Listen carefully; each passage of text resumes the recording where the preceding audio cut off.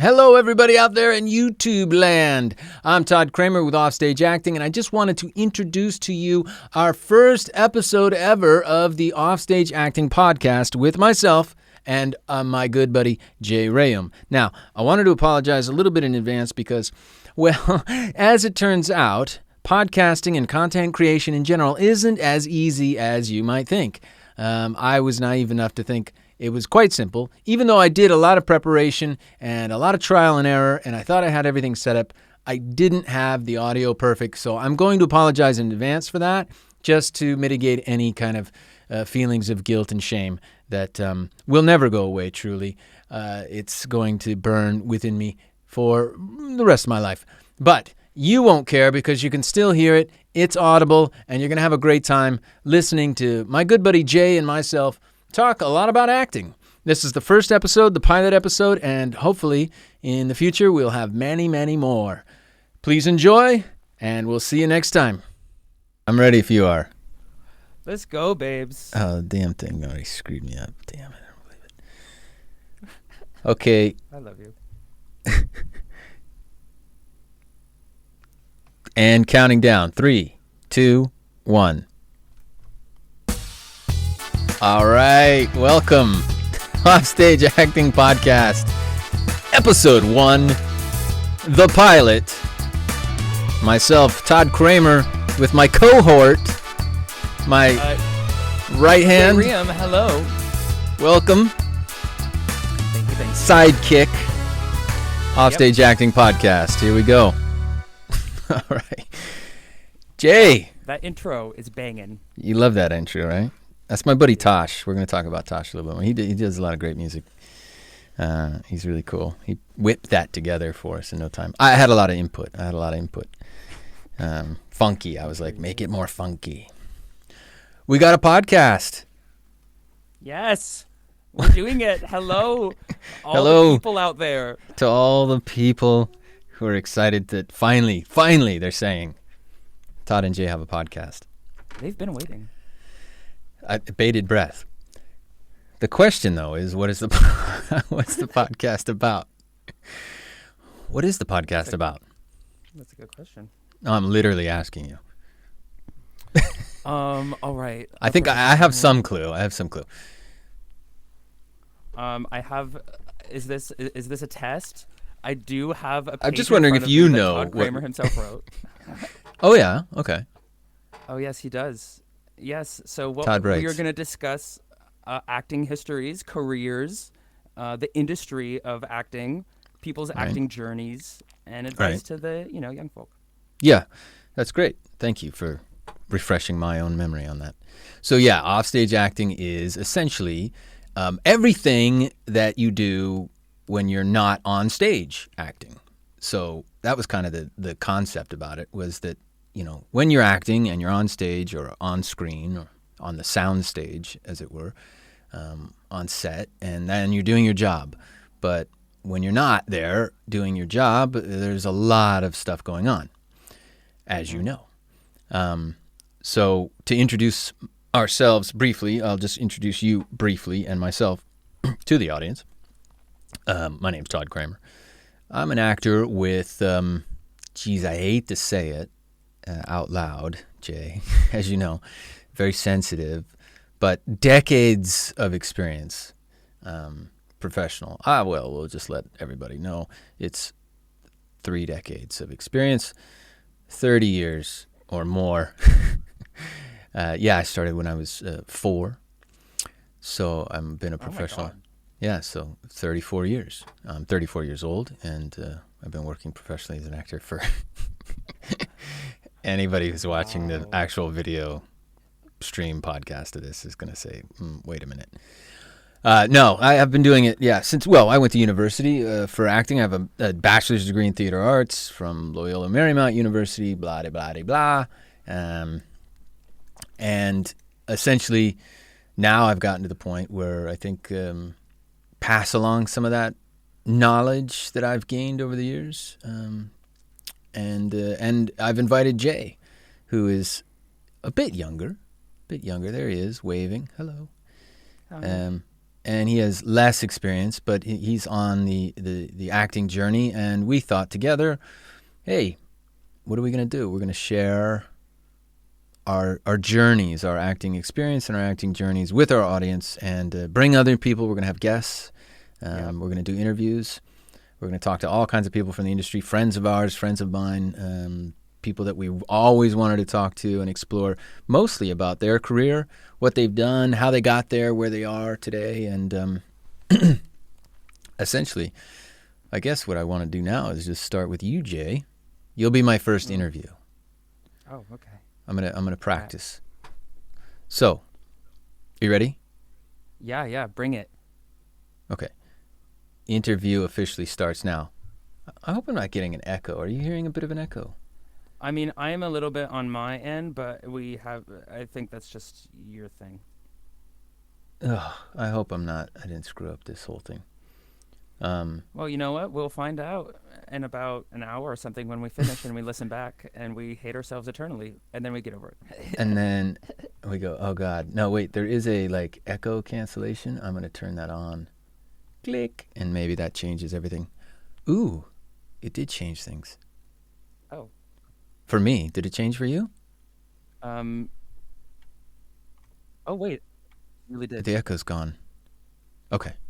So as you can tell, folks, we're trying to get some of the tech sorted out. We've gone very high tech. We're not doing a Zoom. This isn't going to be your chintzy little hey, we're all getting together on Zoom to do we got ourselves a podcast. No. I went high level, as you'll be able to tell from viewing or listening. He actually did, you guys. Todd's pretty freaking awesome. I don't get how he does it. I liked your... You called it the measure twice and cut once approach. Yes, I said that? You said that about my approach, yeah. And I was thinking, that's a great way of putting it. Actually, it's more like measure a dozen times. We've been measuring this thing for months, and finally we're cutting. So, here's to us. So, Jay, let's jump in. I honestly don't know anything about Jay.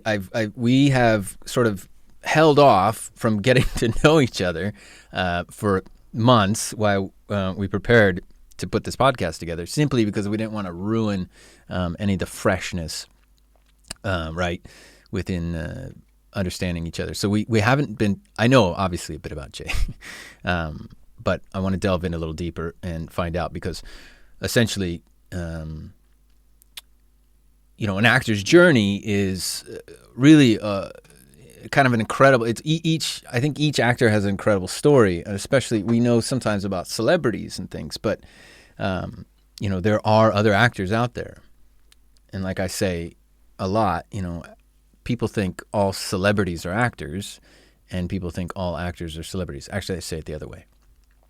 People think all actors are celebrities, and that all celebrities are actors, quote unquote. But that's not true, is it, Jay?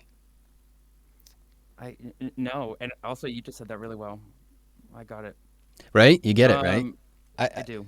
It's irksome, and that's part of the reason why I want to start the podcast, to be honest, is because it kind of bothers me. You know what I mean? And I know you're probably getting a lot of that.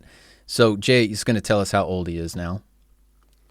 Oh my gosh, you guys! Todd has been waiting. Okay, wait. I need to make sure. Let me change my video settings so I can see his face. So I'm Jay. Hi, I'm 30 years old. And Todd is not reacting at all. Dang it. That's fine. You're 30.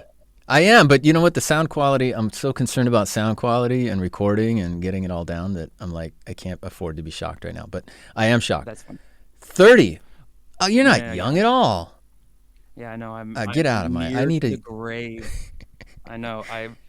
I've been thinking about wills a lot recently. And, yeah. Wait till you hit my age, then you get Facebook will just automatically send you all kinds of death insurance. Automatically send you what? Life insurance advertisements? Death insurance, like will lawyers? Have you thought about yeah. This starts right away. That and the prostate care stuff and whatever. Well, I mean, something to look forward useful. to. It's good. Oh, it's very useful. I take advantage of every advertisement I get. 15% off on prostate care. whatever. Anyway, we're off topic already. We've gone off Yeah. piste. Okay. So. Okay, so you're 30. That's cool. Jay's You 30. are now. Here's the story with us as well, and we got to fill the audience in as we go. Todd and Jay are two American men, lads, but we live. Where do we live, Jay? We live in London. Merry old England. That's correct. Yes, I have been in England, Gov, for approximately 13 years. British. I'm British citizen. Don't make fun of my accent. You're going to hear the British accent. You're going to hear it a lot in every podcast. Oh, no. Chim chim cherry. I don't let up. And anytime we start doing anything English, I don't make fun of the English. I have fun with them. You're not laughing at them. You're laughing because of them. Yes, because that's precise. That's precise. I'm not laughing at them. I'm laughing because they happen to exist. Right. So yeah, that's going to be an odd thing for people to get their heads around, but I think it's a special treat for you guys. I am from LA. Jay is from Washington, Seattle. Mm-hmm. And when did you come to acting? What age were you when you knew you were going to be an actor? That's a very good question. Well, thank you. Okay, so I started acting at 14, and I thought I was going to be an actor at 18, but it was when I was late 19, about to turn 20, that I sort of had my catharsis, as it were, that I was like, well, I'm dedicating my life to this, and F everything else. And I did. So that age. You effed everything else at that point? Okay. I kind of... So what was your first role? Like ever? Yeah. You were 14. You got cast in the school role, play of... Well, okay, so it would have been The Lion in The Wizard of Oz. However, I did do one play before. That was an improv murder mystery dinner. Okay. Can you get closer to the microphone somehow? I'm getting weird crackling and stuff. Yes, fine. I was this weird character named Alan who worked at a pizza delivery place and hated life. And in this murder mystery dinner, we would have a play, but then talk in character to the audience. It was very fun. That was really my very first role. Okay. That sounds cool. I can see you doing that, playing weird. Jay's quite weird. You'll get to know Jay as I have, and you'll find how outgoing he is, flamboyant, and he played a very flamboyant lion in The Wizard of Oz. I can picture that for sure. The kids, the Girl Scouts, loved me. There was a Girl Scout night, and they all swarmed me afterwards asking for my autograph. Because I was all dressed up. I had the lion mane, I had the makeup. The Girl Scouts loved me. Did you do a traditional, as in the movie, oh, I'm gonna, or did you do your own version? I don't. How did you do it in the movie? I just played this really scared little teddy bear, I guess. Okay. I was in this, yeah. You didn't get inspiration from the actual... From the movie? No. Yeah. The movie scared me. Right. You were 14. As a kid. Well, when I was 5, the movie scared me. When I was 14 and I got the role, I wasn't going to be I'm going to watch the movie. I'm just going to go on stage and have fun. No, listen. Here's the crazy part. I played in my school play, but I was a little younger. I think it was elementary. I was 9 or 10. I played the Wicked Witch of the East. Oh my gosh. In our school production of The Wizard of Oz. And the reason I was originally slated for the Tin Man. There was another girl that was given the part of the Wicked Witch. The teacher, the drama teacher, was working so hard to get her to do a cackle, I'll get you, my pretties, that kind of thing.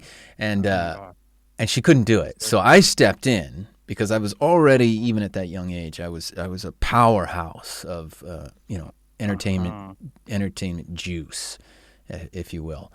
You probably won't, but you'll come up with a better phrase for it. Great. Anyway, and I overstepped my authority, but I started working with her and going, no, you're doing it like a cackle. Do a cackle. And the teacher was so impressed. And I know I'm digressing. I'm not trying to pull focus away from you, but I just thought it was an interesting No, piece. this is funny. And she gave me the part of the Wicked Witch, which I crushed. You talk about, the reviews were rave at best. I insisted on having a nose, though, because I was embarrassed to be playing a woman, let's say, first of all. So I insisted on having, like, I went to the shop and I bought the fake rubber nose that didn't stay on. I think I even have a video of it. And I was insisting, I was like trying to stick it because I thought, no, if I'm going to do it, I'm going to have a fake nose. At least I'll be like more of a witch. I had the hat and stuff. And at first, as I got on stage, of course, the nose fell off. I was like, I'll get you, plunk. And then everybody laughed. I got a big laugh, unintentional. Big laugh. But this is an early lesson, and this is a good lesson maybe for all you actors out there, as the girl was very upset. I remember her being very upset that the part was snatched from her, and she kind of had this thing. And then for the rest of the year, she would steal my pencils, my pencil box. She stole my art box and then had it like in her stuff. And I was like looking, where's my art box? I had my little art box. Where's my art box? And I found it with her stuff. And I'm like, you stole it from me. She would just undermine me all the time.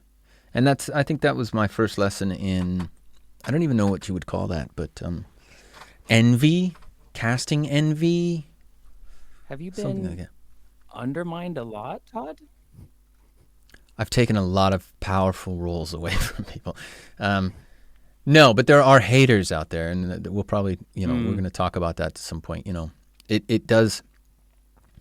There is a love-hate thing, especially in those early days when you're becoming an actor. Everybody wants to be an actor, Jay, and everybody thinks they're an actor, and everybody does have a potential, I think, to be an actor. I want to stay positive about that. But the dedication, the commitment, the training, the lifestyle of it is not for everyone.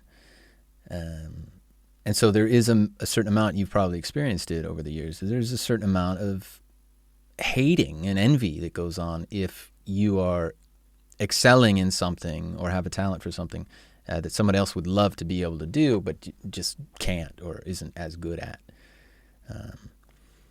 I think eventually when you start getting with other actors and you're coming up and they are talented and everybody's doing well and you're in a community of actors, that's when we start to pull together and help take care of each other. But on that journey of sort of becoming an actor and people are sort of trying to figure it out, everybody was in a school play at some point, and that's important to do, but there are certain people who are in the play who will go on to be and are hyper talented and will go on to actually be, professional. And they sort of, I think, have to be careful about how they treat those around them and how they handle even that already amount of, let's say, fame or popularity or talent. But these are topics that, of course, we're going to address. Yeah. So this is making me think. When did you did the Wizard of Oz when you were like 9? Or that area. Mm-hmm. When did you know you were going to pursue a career in acting? I guess I knew really early on. I knew when I was about, in high school for sure. I came to my mother. I had initially wanted to get into. I went through a phase where I was going to be an architect. Then I initially wanted to get into directing. I saw like a little documentary thing on TV about Steven Spielberg and stuff, and I was like, oh, this is great, this is really cool. I always knew I wanted to be a performer and stuff, but I thought directing films would be that's a great way, and I still would love to do that, although that dream has gotten further and further out of reach, but maybe eventually someday. I have done projects and directed things, but not like a big film, obviously. But yeah, I think high school, I did very well. We had a thing called Did you have in school called humorous dramatic interpretation? Was that a thing in Mm-mm. California? I mean, in Washington, it was a thing in California, Uh-huh. at least when I was in school. Um, I went No. interpretation. Yeah, it was a weird thing that we would do. You would go, you go in and you do both parts. You'd like take a two-hander, a two character Okay. play, and you do each part. So At you the same go, time? yeah, Okay. yeah, and you just do a slight head turn, and it was kind of competitive. It was in the speech and debate arena division, Hmm. and we didn't have much of a drama program. We didn't have any. Excuse me, we didn't have any drama program at my high school per se, like in the big theater, like the high school across town had. Yeah. We just had a little stage and a little area, but we had a cool coach, drama teacher, Mrs. Strong. Oh, she was tasty too. She was hot. She had a twin sister, and this was the '90s, you know, so she was pretty funky, and she'd come in all like loose and young, and man, she was great. Anyway, that aside, that was incentive to go. Anyway, I did pretty well. I went to state. Champion finals for it. Okay. I was in the humorous interp. I had a piece that I had done. Yeah, and For all the maybe London listeners, going to state in the U.S. is yeah, like going to like a state championship. yeah, So right, like right. best in That's right. state. Yeah, yeah. So state and then nationals, and I qualified for state, and so then I was allowed to go on. But that's a whole long story. I won't go all into that. But yeah, so I ended up qualifying for national championship in this kind of Wow. obscure little like art form. Yeah, performance art thing that people did. I don't think they still do it. You could do dramatic, which wasn't really my bag, or you could do humorous. I probably even have the script somewhere. Maybe at some point I'll dig it out. But it was like two kind of gangsters. It was kind of like a of mice and men type thing. One was like, "Hey kid, you got to go out there and do the thing," and I don't know, Manny, I'm scared. You know, it was this kind of thing. It was like, "Hey, don't worry about it, kid." Smoking a cigar, and that's what you did. Listen, Cool. kid, I'm gonna give you some advice. Yeah, Manny, I could use any advice you want to give me. All right, listen up. And it was just that. So from there, it was like, okay, Hollywood, you know. So I went to university in L.A. But back to Jay. Mm. Maybe that's how we'll do it. We'll just ping pong it back and forth, make it more interesting. Yeah, I like that story. You're very good at the back and forth. I hope our listeners view that because he's taking his hand and making a cigar. That's great. Yeah, genius. He's got a cigar Genius. and he's doing a cigar bit. Meh. Wow. Yeah, We could all for learn those something. listening to the podcast, they couldn't see that I had. You'll have to get on YouTube and check out the actual video version of the podcast to catch the unique hand gestures and We will. faces that Jay and I will be making throughout our presentations, our performances. Are these performances, presentations, casts, The podcasts? What are casts. they? Broadcasts, podcasts, Broadcasts. podcasts. They are podcasts. We're new to It this, is. folks, so we don't know what the hell we're doing. Oh my gosh, wait, I did just realize podcasting, like broadcasting. I never actually thought of that. I always just thought podcasting was a word. Never Yeah, thought of it more than that. yeah, Hmm. yeah. No, it comes from iPod, but we don't have those anymore. It was the pod. Remember the iPod? Yeah, because you listen to it on an iPod. Yeah. Right. So somebody came up with we'll call it podcasting. And today they still use podcasting when it's really like just phone, anywhere casting, Phone anywhere casting. device. We call it device casting. So, wait, I know this is supposed to be about me, but I do Yeah. actually, like, I have another question. Like, I do need to know this. Okay. Like, I think you explained what offstage acting is about, but like, what inspired you? Like, for those of you who obviously wouldn't know, Todd has very genuinely put in a lot of hours and like man effort into like creating this. So, like, what inspired you? What got you to do this? What? Yeah. I don't know. I think reaching a broad audience. It started with like okay, let's teach, let's do some acting coaching. And then it kind of went to, well, let's, the pandemic and things, and let's do some coaching online as well, maybe, and how do you kind of teach people, acting online? But then it was also, I had taught some courses. I had done a kind of, I say popular enough, but well-received course, like What to Expect on the Set was kind of one of my signature courses. I'd done some intro to improv courses, teaching, and some acting, scene study stuff, just coaching. But one that I really liked was at the Actors Center in London. Did you ever go there? I think you were around. Maybe heard of it. I know of it. It's closed now, unfortunately. They turned it into something else. And we'll talk about that in the future, I'm sure, too. The Seven Dials Playhouse, but it's down there in Seven Dials.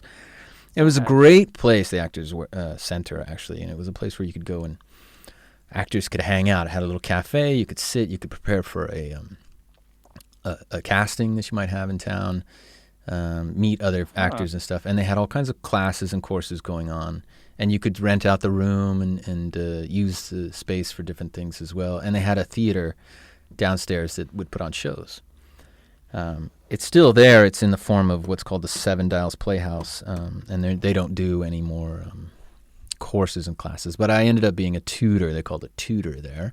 And I'd put on a course called What to Expect on the Set, which essentially is acting schools teach you how to act. But what happens when you get the job? Because I remember the experience I had when I first got my big professional first job, and I show up to the set and I don't have a clue.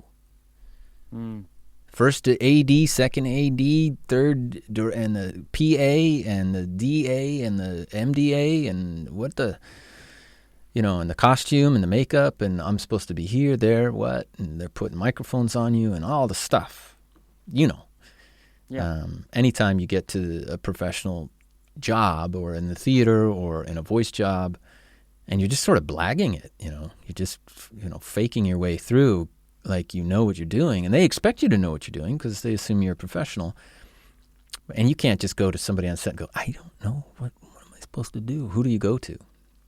And that's maybe another story. We'll talk to a friend of mine named James Babson, who was essentially with me on one of my first big jobs. He was also shooting on it at the time, and he helped me a lot on my first big kind of gig with celebrities and big budget and stuff like that. But anyway, from teaching that course, I learned that there's a lot of people that need that, and they really responded. People that took the class and whatever really responded well. So it was sort of a combination of wanting to help actors, talk to actors. I've always wanted to interview actors as well because there's a lot of great stories. I want to also educate the public generally.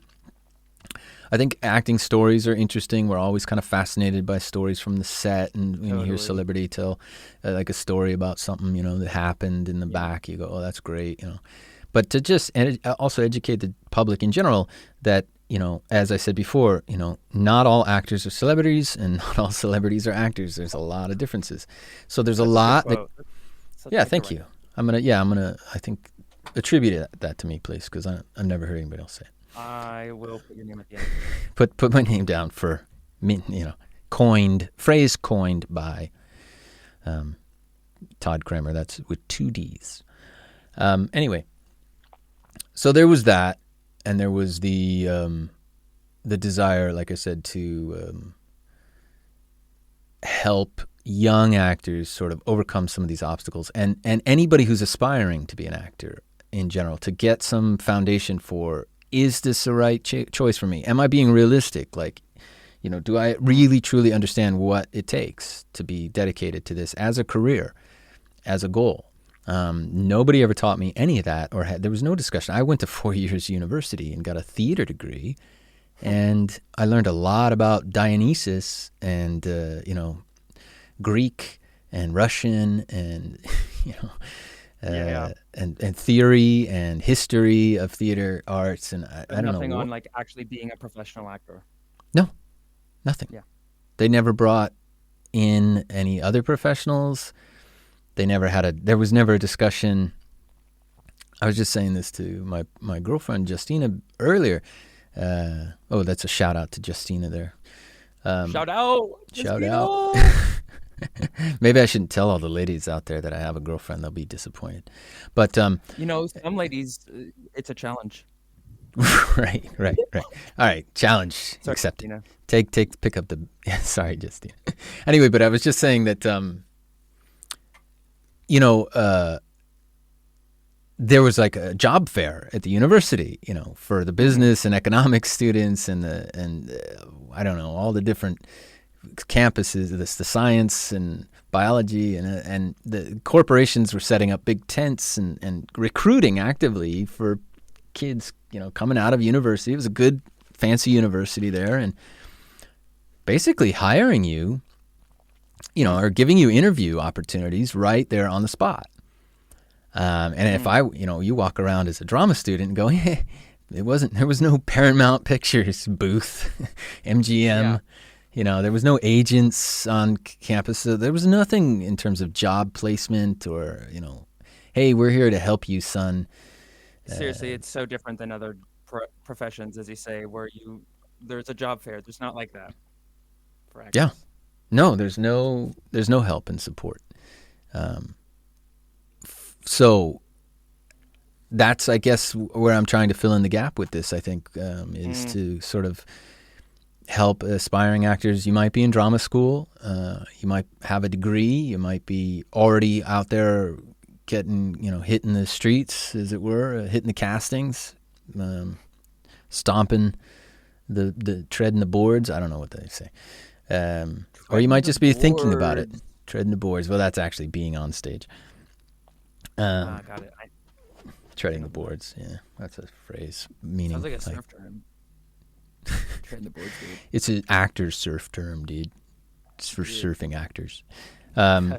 You might be an aspiring actor who's like out there trying to think, or you might just be sitting around thinking, you know, I'd love to try it. I've got a boring job. I've never tried it, or I've done a couple things.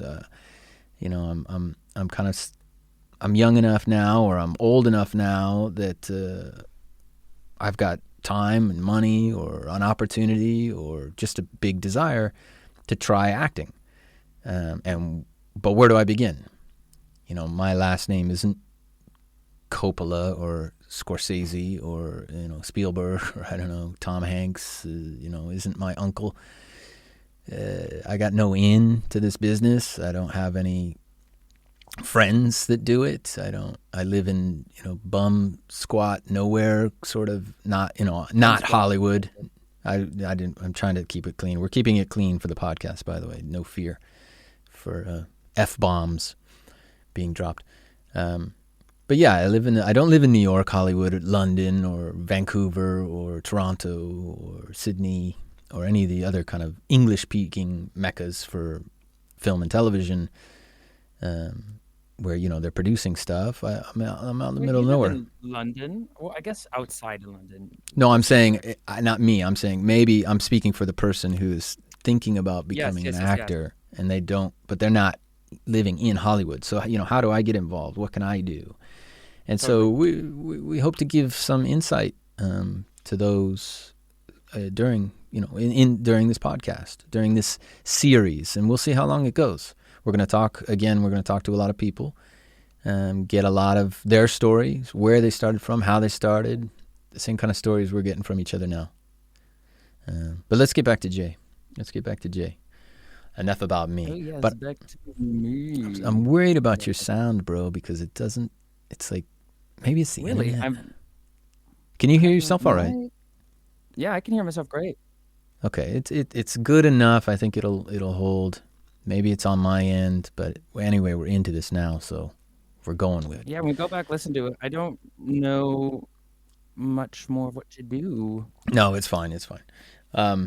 Okay, so you went to you graduated high school, and did you do any acting in high school? So I did acting in high school, and then I started doing youth theater, and then I did the whole Unifieds thing. So this is where, for anyone who doesn't know about it, basically there's places in the U.S. where high schoolers all can come together, and all these universities come to one location. You can auditioned all of them in like 2-3 days. So I did that, Okay, and I bro. got into some schools. Sorry. Let's pause it. Cringe. Okay, so at this point, this is where I had to pause everything and start making a bunch of tweaks to Jay's audio because I could tell that there was something really terribly wrong. I'm not sure what. I'm not really a big audio guy, even though I'm a voiceover artist. So I have some work to do there. But I made some adjustments. I'm not sure they were improvements because I think there's a bit of an echo. But hey, what difference does it make? We're all having a good time. So without further ado, back to the show. Yes. Oh, we were talking about me, right? Back from pause. That's not good okay. for them. That's not interesting for an audience. Well, we just got back from a pause. I know. Okay. I don't remember what we were talking about 5 minutes ago. We're talking about you. High school, you did some shows. Then, yeah. You went to university. Unifieds, auditions, got into universities, got a scholarship to a good university, but I was like, no, I'm not good enough to be an actor. So I stopped. And then I just I went to 3 different universities, because my parents weren't going to pay for my tuition, right? My dad set up like a college fund with some money. But after 2 years of going to school, I had run out of that money. I had to declare a major, go into debt. And there was nothing that I was wanting to do. And also the whole time I was still performing, I was still in the arts world and the youth theater world. And I was like, a friend had a job, like I could live in her room at university. She went to school in New Jersey. She's like, I could get you a job and a roommate. Just come here. And I was like, great. I'm just going to be an actor. And then I moved there. The roommate didn't work out. So I was like, okay, I'm just going to move to New York City and I'll do it alone. And I did. And then I got my first job also in murder mystery theater, humorously enough, where I was paid. And the rest is history. I was in New York City. I was paid. Making money. That's enough. Yeah, I mean, you were about to finish honestly, with it. It's like, doesn't matter how much. It was just, I was paid. Well, yeah. Yeah. I mean, to me, good. being a professional actor means being paid. Absolutely. Like, that's what it. No, that's right. That's what it means. That's what I mean. It's not important the amount, but I got paid, so that's the first step to being a pro. Yeah, cool. How long were you in New York then? 7 years. Wow, I did not know that. Yeah, I was in New York City for 7 years. I mean, everything. I did improv at UCB. I have a film. Okay. It's on Amazon. I'm not necessarily it's the greatest, but you know what? I had a great time doing it. What's the film so people can find you? It's called Grinder. I played you were on Grinder. A male prostitute. Oh. No, I did. It was actually a really fun role. I had such a good time. I'll bet you did. And honestly, I felt I did a great job. Playing a male prostitute. It was the part I was born to play. No, it was great. I could go over all the fun things I did. We're going to hear more about Grindr in the future for sure. That's going to be that's going to keep coming back and back. But I did I did plays. I was off Broadway in a Shakespeare play. I did a lot of I did my first union play, right? That's a whole other conversation. That's also different because the actors union in the US is different now than it was 7 years ago. Yeah. And then I'm glad you have some insight into that. Yeah. And so blah, blah, blah. Then I went to school at Circle in the Square Theater School. Wow, that's a good one. Yeah, it's a great school. Definitely my own journey with that. It is not a traditional acting school, that is for sure. So if we have talks about acting school, I have plenty to talk about. Cool. And then I did that, and then I did more theater, really. Mm-hmm. I was part of a professional theater in every summer. Right. Sorry, my words like are going fast. Summer stock. Yeah, well, there's a theater company I worked with called Living Room Theater in Vermont, and they were amazing. Oh, cool. Their actors were incredible. The director's incredible. The experience incredible. And I did... Sounds incredible. Incredible. Yes. So there's that. So a ton of theater. Let me Theater, help the and audience then COVID, keep and then a ton of here. theater and then a ton of COVID. Yeah, and then Let's put a marker on it. Click. Mhm. 7 years in New York, a ton of theater and acting schools, improv, busy. Sure. Did I you could have always be another busy. job at the same time? Yeah, absolutely. Yeah. What were you I had doing? multiple other jobs. You weren't male prostituting, were you? I'll keep that for another Okay. time. That and bussing tables. No. Mostly busing tables. No, I did a lot of different jobs. Okay. Typical. That's great. I mean, I'm trying to get a full rounded. We're not going to get every detail. Those will come out in the future. But right now, I'm starting to see I made a better choice than I initially even thought. You got a ton of New York experience, which is great. I don't have any acting in terms of acting. I have LA. Mine's all LA experience. So that's cool. That's great to hear. Yeah, so overall, I got you. Yeah, so had a bunch of jobs, bartender, barista, busing, catering, which was Everything the with best. B. Oh. Catering's great. I did catering. Catering's a great job for an actor. Catering was best. A lot of classes. Pays and a lot well, of very different- flexible. Yeah, a lot of different mediums of acting work in 7 years. But paid Cool. theater. Cool. And running around New York. So that's great. Yeah. That's great. And Vermont as well. That place you mentioned, I think I have a friend that, did you know a Steve Thorne? Bedroom theater. Okay. I don't think so. All right. I got to find that guy. He was a great actor. But he ended up in Vermont. He was a great actor I went to school with, but he ended up doing theater in Vermont. I think Vermont, somewhere up there. New England, there's a lot of theater. There's a lot, right? There's a lot going on. Yeah. Yeah, and it's good. Yeah, there's a lot of really good theater.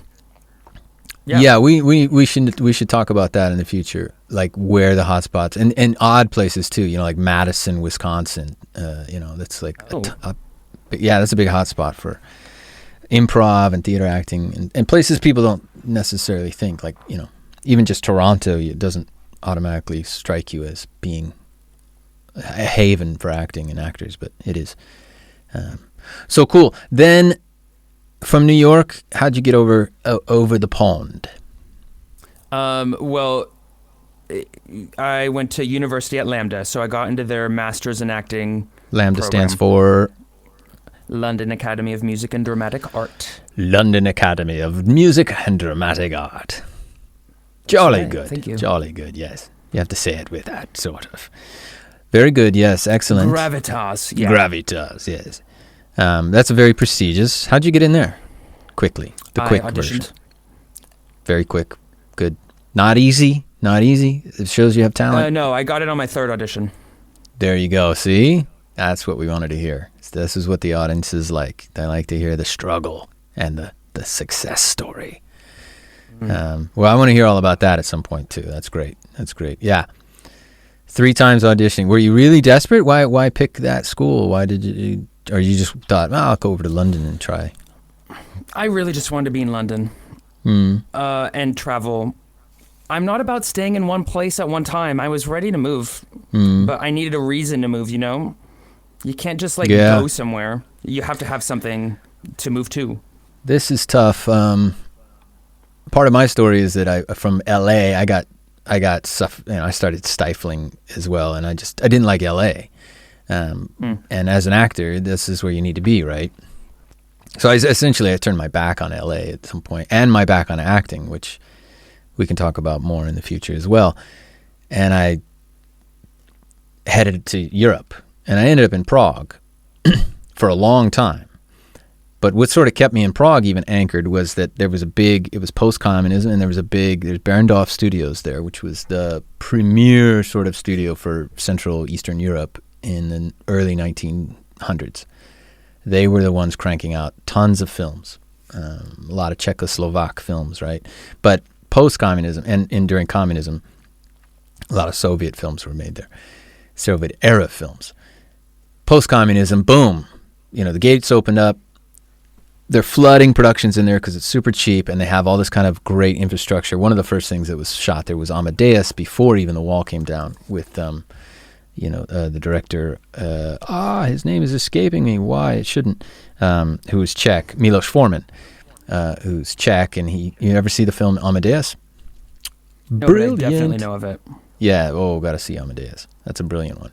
Anyway, and he shot that there. It was supposed to be Vienna, but anyway, because of it. And then they shot Mission Impossible, the first one there, and more and more. So when I was living there, tons of commercials, tons of film, and commercials from all over the world, and movies, big Hollywood movies and things coming through and being shot there. And we were being picked up as local hires. I did a ton of commercials and stuff. And we were doing our own theater and stuff there. So it turned into being sort of an actor's haven and a place where I could live and make money and not have to live in LA, which was great.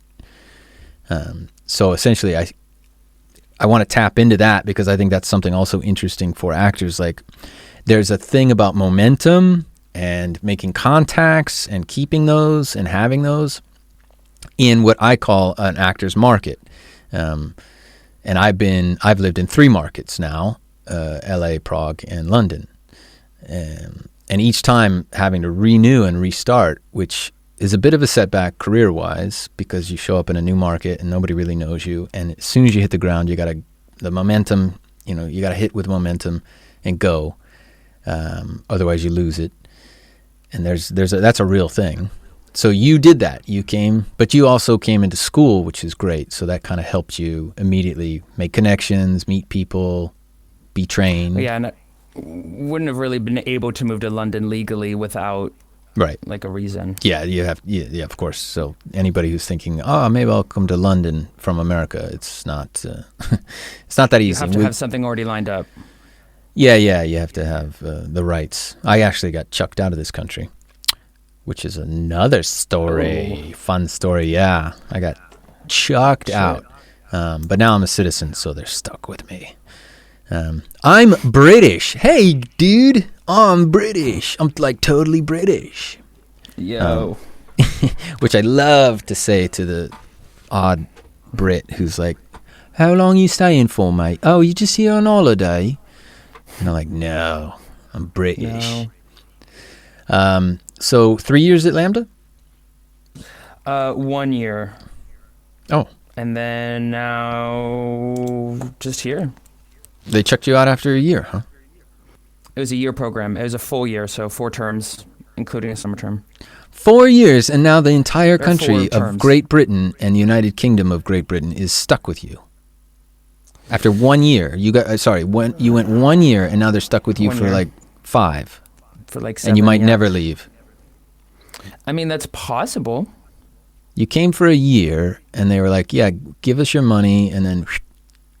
but then Brexit happened a little bit beforehand, so a lot of other people left, so they wanted people to stay. So they're like, hey, graduates, why don't you stay? We're going to have this post-grad visa. You just give us money for healthcare, and you can stay and work. Okay, yeah, Brexit. And I was like, okay. Brexit did you some favors then, probably. The pandemic and Brexit, because people...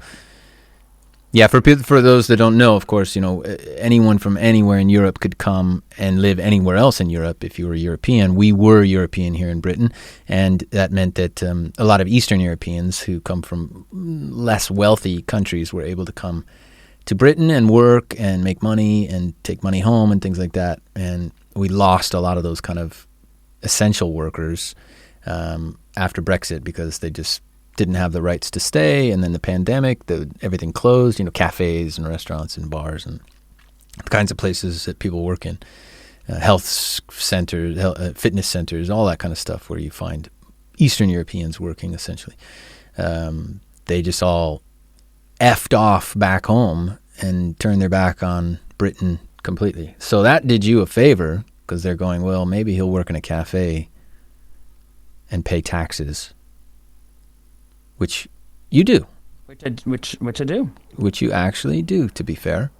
Which is, good for you. I don't do either of those things. But... You just said that on air. I mean... Not the smartest move. I file my taxes. I just don't pay. And I don't work in a cafe. But I'm also not of a generation.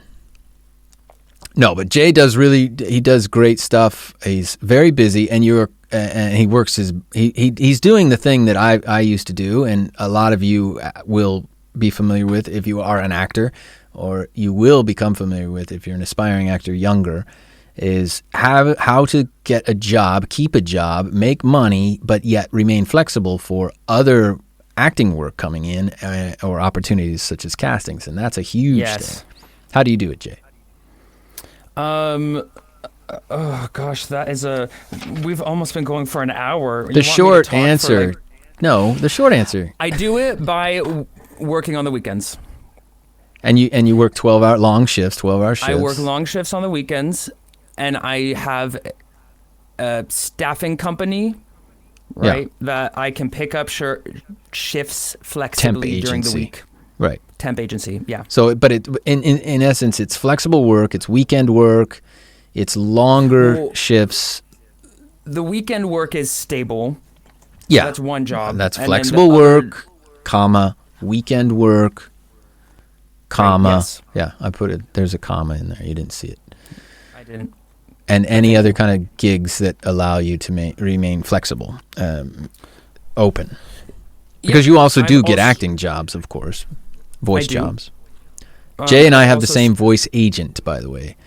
That's how we met, working in voice jobs, yeah. Sorry I interrupted you.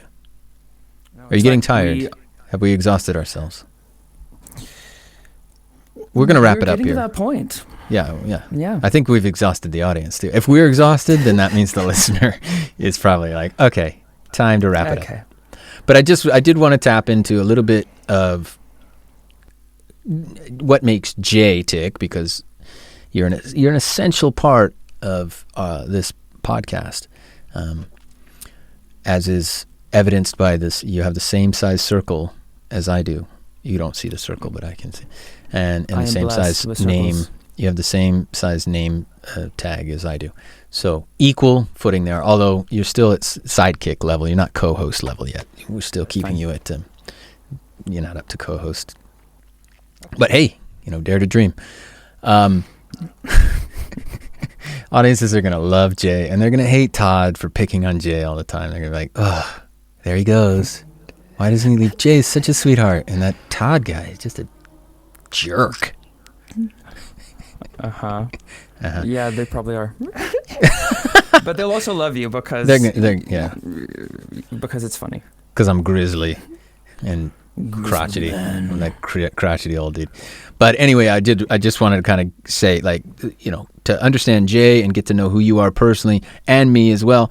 But our story, because our story is going to resonate with people, and it's part and parcel of what it means an actor's life. You are living an actor's life. You are the evidence of it, the result of it, and you will be relatable to others who are in your position. I am living an actor's life on a different scale, maybe in a different era. I've got my own concerns and problems at my age, and issues that come up. So that was part of the reason for getting Jay involved. So we have kind of two different perspectives, and we're going to throw in with every episode another perspective. Almost every episode. We'll have separate episodes as well, but we will have interview episodes where we're going to bring in a third perspective, and Jay and I will be interviewing other actors, casting people, producers, directors, costumers, stunt people, audio. I'm excited. It's going to be cool. I got a nice long list of people that I want to invite already. I know exactly. I haven't asked anybody, but we will. And we're gonna kind of talk about all kinds of topics. We're gonna talk about how to get started, whether or not we should, training, what it takes, how to get represented, moving to different markets, starting in a market, kind of work you can do on the side, and we're going to learn from everybody. We're going to talk about what's in the news, I think, as well. Let's say up to date, day by day. We just came out of the actors' strike, which would have been a huge Woot. topic for us to have discussed. Yeah, but there's still some residuals from that we're going to discuss for anybody who didn't really understand what was happening and why. It's a huge thing, and it affected us here as well in the UK, not just in America. So, yes, to all actors, aspiring actors, and those who are interested in the life and journey and career of an actor, welcome. Welcome to Offstage Acting, your Everything Acting podcast. Anything to add, Like Jay? and subscribe. Yeah, click and subscribe and like and beautify. Is that a thing? Friend. It isn't, but let's make it beautify, people. Beautify, listeners. Yeah, let's make that a thing. Beautify the project. All right, let me try a little music to play us out. It might not work. Should I do the theme or should I do I have like a couple things here. I'm just like, that's a little funkiness. Maybe it's too loud. I don't know. I love it. Yeah. Okay. All right, everybody. Thank you for listening. Thank you. We hope to see you at the next episode of our podcast. And yeah, let me play the theme music just to kick us out. There it is. Oh, that was a little bit rough. Jay, I appreciate your time, buddy. It was fun. It's super funky. Thanks, man. Thanks for having me. And we'll be back soon. We'll do more. Never ends. Offstage Acting. And the slogan for Offstage Acting, get acting. Okay, so that's the show. What did you think? Did you have fun? Did you learn something? I know I did. You know what I learned? Podcasting is difficult. Okay? So I'm not an audio guy. I don't do audio. What I do is kick ass at acting. I'm just kidding. Okay. Stay tuned. More episodes coming hot and heavy. We're going to have all kinds of great interviews and discussions and insight into everything to do with acting. This is your Everything Acting podcast. So we hope to see you again. More awesomeness to come. Take care.